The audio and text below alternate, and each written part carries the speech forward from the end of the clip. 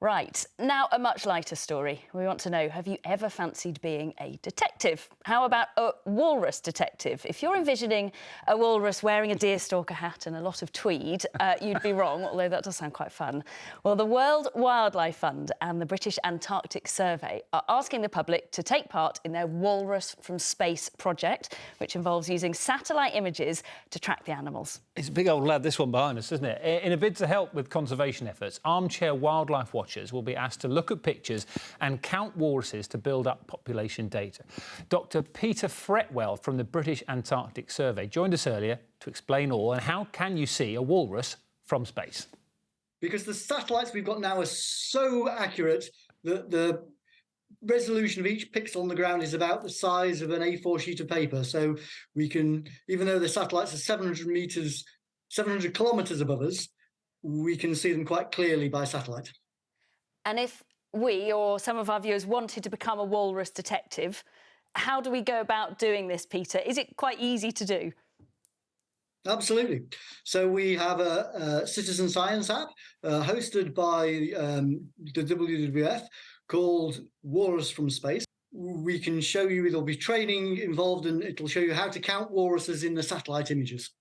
We speak a lot, don't we, about climate change. I know that you can use walruses and their habitat and the way things are changing for them to have a look at that as well. You went to Norway in July, didn't you? What did you see? Yes, we went to Svalbard, which is high up near the North Pole, well north of Norway, but part of Norway itself. We were there to look for walrus haulouts on the beaches and try to calibrate the satellite images to see how accurate those counts are from satellite. And Peter, I know we actually saw a walrus in UK waters over Christmas, didn't we? And I think we used some of those pictures here on 5 News. Lots of people very interested in it. Is there more different movement of walruses these days? Are they tending to come into our waters more? And is that because of climate change? It's difficult to say. There seems to be possibly more vagrants, as we call them, the walrus which move a long way from the normal breeding grounds. We've seen quite a few in recent years. Whether that's because there are more here or just because they're better reported is difficult to say at the moment. It's probably not due to climate change, or at least we haven't got any evidence that it's climate change related at the moment.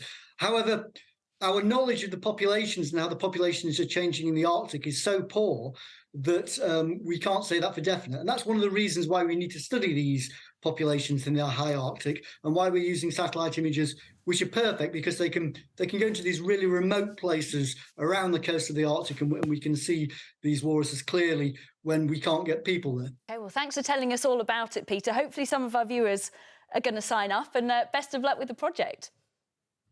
Thank you. Love chatting to Peter then. Are you going to sign up? I feel like you're tempted. I think I'm a bit of a walrus enthusiast, okay. But I've been thinking, occasionally, if you see walruses close up, you get one on top of the other one. Okay. So that would look like one walrus from space. So you're concerned it might be miscounted? That is my walrus concern. Well, the good thing Peter said is that they get lots and lots of people to count in the same particular square, so you wouldn't be alone. There you go.